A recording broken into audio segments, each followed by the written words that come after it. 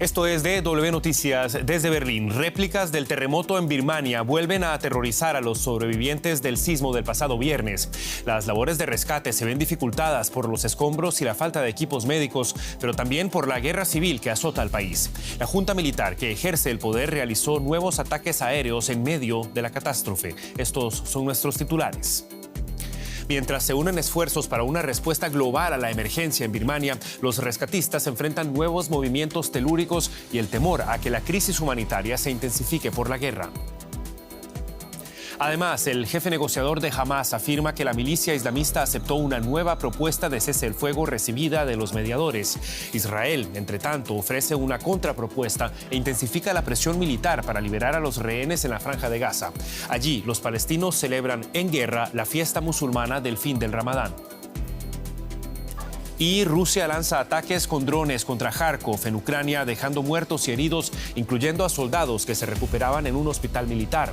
Los incesantes bombardeos acaban con la paciencia de Donald Trump, que amenaza a Vladimir Putin con sanciones si no coopera con un acuerdo de paz.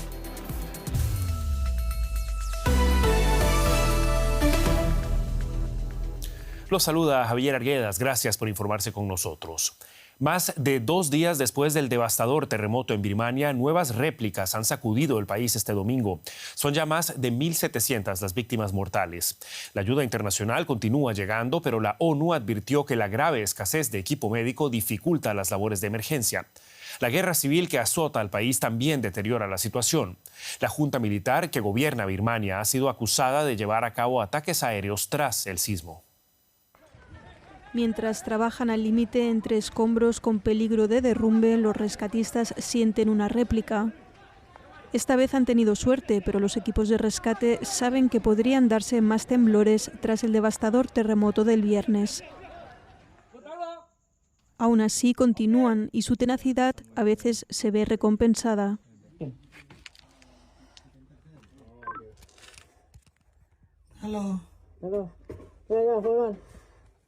Un equipo de rescatistas birmanos y de Singapur lograron sacar de entre los escombros a este hombre.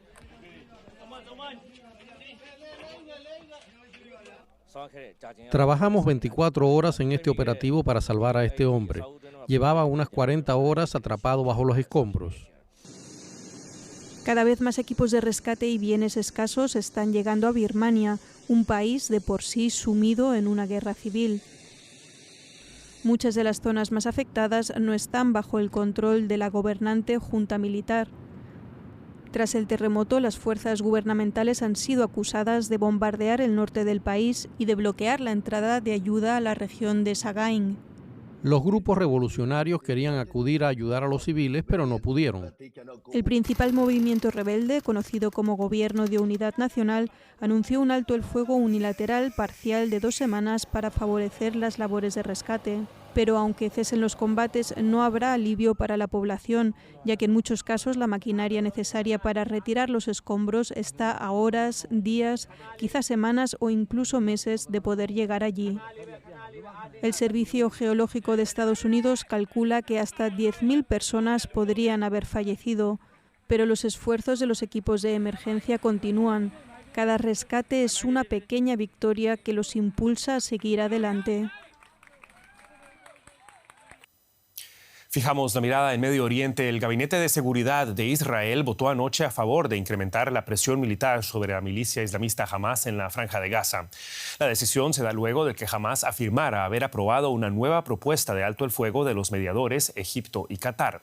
Israel presentó una contrapropuesta coordinada con Estados Unidos que busca liberar a un mayor número de los rehenes que Hamás, organización considerada terrorista por varios países, mantiene en su poder. A principios de mes, Israel puso fin a la tregua en Gaza, dejando poco que celebrar a los palestinos de la franja con motivo de la fiesta musulmana del fin del ayuno al término del Ramadán.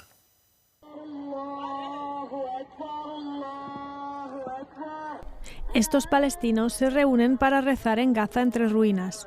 La fiesta del fin del ayuno se ha visto ensombrecida por los nuevos bombardeos y operaciones terrestres israelíes. Nos embarga la tristeza. Hemos perdido a nuestros seres queridos, a nuestros hijos, nuestras vidas y nuestro futuro. Hemos perdido a nuestros estudiantes, nuestras escuelas y nuestras instituciones. Lo hemos perdido todo. no queda nada. Israel y Hamás se culpan mutuamente del colapso del frágil alto al fuego que solo duró 2 meses. El Ministerio de Salud de Gaza, dirigido por Hamás, afirma que más de 900 personas han muerto desde que Israel reanudó sus ataques aéreos la semana pasada. Pero ahora, un alto cargo de Hamás afirma que el grupo militante palestino aprueba una nueva oferta de alto al fuego. Hace 2 días recibimos una propuesta de los hermanos mediadores de Egipto y Qatar. La tratamos positivamente y la aceptamos. Esperamos que las fuerzas de ocupación no la bloqueen ni pongan en peligro los esfuerzos de los mediadores. Según medios israelíes, la nueva propuesta incluye la liberación de otros 5 rehenes a cambio de una tregua de 50 días.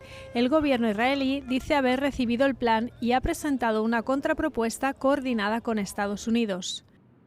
Pero a falta de un acuerdo, Israel sigue adelante con su ofensiva en Gaza. Al parecer, estas imágenes que el ejército israelí publicó el sábado muestran ataques en el sur. El ejército afirma que tropas israelíes trabajan ahora para ampliar la zona de colchón en las fronteras del territorio. Mientras tanto, en Tel Aviv, miles de personas han vuelto a salir a la calle para protestar contra el primer ministro Benjamín Netanyahu. Exigen que el gobierno ponga fin a su ofensiva en Gaza. Estoy aquí porque, como todos los días, reclamo un alto el fuego, el fin de la guerra, el regreso de los rehenes y la vuelta a la mesa de negociaciones. Debemos traer de vuelta a los 59 rehenes que siguen allí. Los que aún viven no sobrevivirán. Por ahora, todas las miradas están puestas en los negociadores que intentan lograr una nueva tregua en esta guerra despiadada. La periodista Maya Siminovich se encuentra en Tel Aviv cubriendo el transcurso de las sensibles negociaciones para nosotros. Maya, muy buenas noches para vos. 2 propuestas para un cese el fuego parecen estar sobre la mesa. ¿En qué difieren las exigencias y qué tan lejos están las partes de una nueva tregua? Hola, Javier.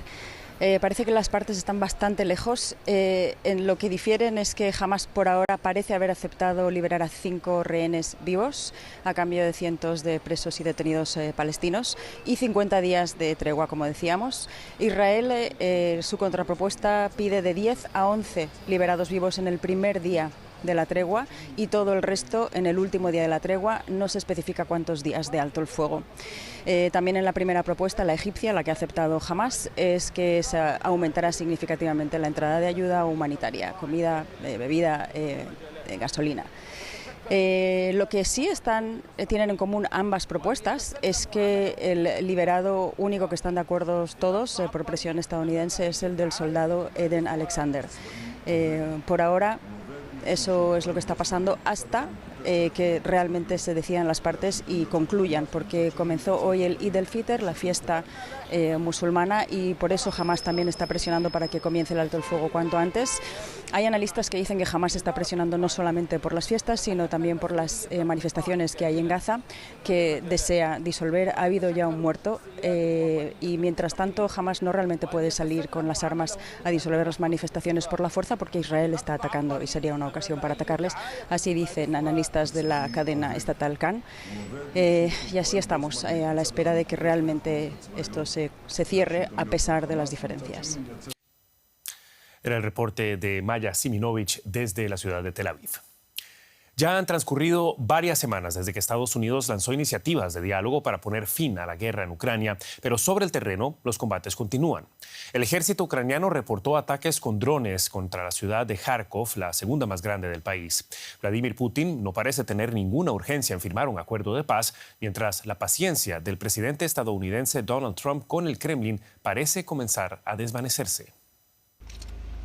Los intensos ataques rusos con misiles y drones continúan sembrando la muerte y la destrucción en Ucrania. Ello pese a que el Kremlin asegura que están evitando infraestructuras civiles.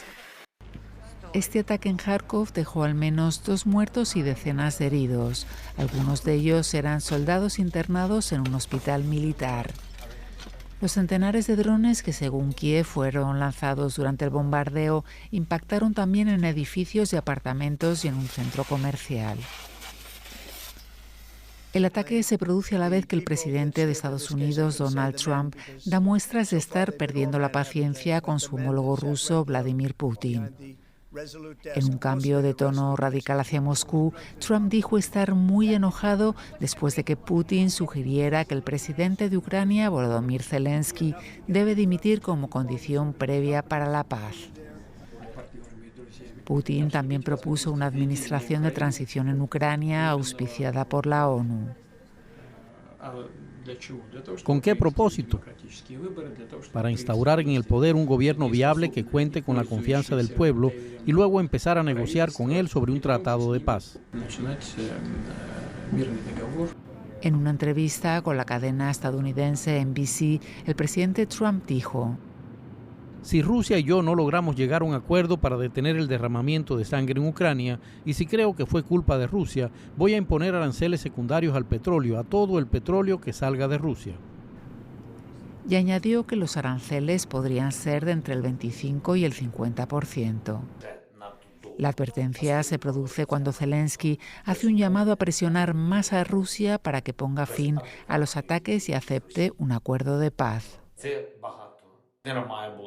Nuestros aliados deben entender que estos ataques rusos no solo van dirigidos contra nuestra población, sino también contra todos los esfuerzos internacionales y diplomáticos que pretenden terminar esta guerra. Trump ha convertido el fin de la guerra en una prioridad clave, pero después de 3 años de combate cada vez parece un objetivo menos realista a corto plazo. Y pasamos a noticias relacionadas con América Latina. 175 migrantes deportados por Estados Unidos llegaron este domingo a Caracas. La administración de Nicolás Maduro señaló que arribaron 54 personas menos de lo previsto y atribuyó la diferencia a lo que denominó un gran desorden por parte de las autoridades estadounidenses. Como en vuelos anteriores, los migrantes deportados fueron recibidos en la pista del Aeropuerto Internacional Simón Bolívar de Maiquetía, que sirve a Caracas, por el ministro del Interior, Diosdado Cabello, quien indicó que entre los deportados se encuentra alguien de peso reclamado por la justicia venezolana, aunque aclaró que no es un miembro de la organización criminal Tren de Aragua. Con este grupo ya son 6 los vuelos que han retornado al país provenientes de Estados Unidos y de México. Y el gobierno estadounidense notificó a las empresas internacionales que actualmente tienen negocios con la petrolera estatal venezolana PDVSA que sus permisos para exportar crudo y sus derivados de Venezuela han sido cancelados. Así lo confirmó el presidente estadounidense Donald Trump. Entre las afectadas se encuentran compañías como Repsol, Global Oil Terminals, Eni y Reliance Industries, que recibieron permisos durante la administración de Joe Biden para operar con petróleo venezolano. Aunque la mayoría ya había suspendido las importaciones tras el anuncio de Trump de un arancel del 25% a los compradores de crudo venezolano, ahora la medida obliga a estas empresas a liquidar definitivamente sus operaciones en territorio venezolano. Y en México entró en vigor la prohibición para la venta de la llamada comida chatarra en todas las escuelas del Sistema Educativo Nacional. La ley apunta directamente a alimentos ultraprocesados considerados de bajo valor nutricional y alto contenido de azúcar, grasa, sodio y bebidas azucaradas que han sido parte de la dieta de los estudiantes mexicanos durante décadas. Según datos de la organización El Poder del Consumidor, en México el sobrepeso y la obesidad infantil han aumentado un 120% en las últimas 3 décadas. Y antes de irnos, el primer cohete orbital lanzado desde Europa continental se estrelló el domingo tras apenas medio minuto de vuelo desde la base espacial noruega de Andøya en el Ártico. El cohete Spectrum, un aparato de 2 etapas desarrollado por la empresa alemana ESA Aerospace, empezó a oscilar tras su despegue, giró y se estrelló. Sin embargo, la startup con sede en Múnich que desarrolló el cohete calificó el lanzamiento de gran éxito. Esto debido aparentemente a la experiencia y a los datos recopilados durante esos 30 segundos que estuvo en vuelo.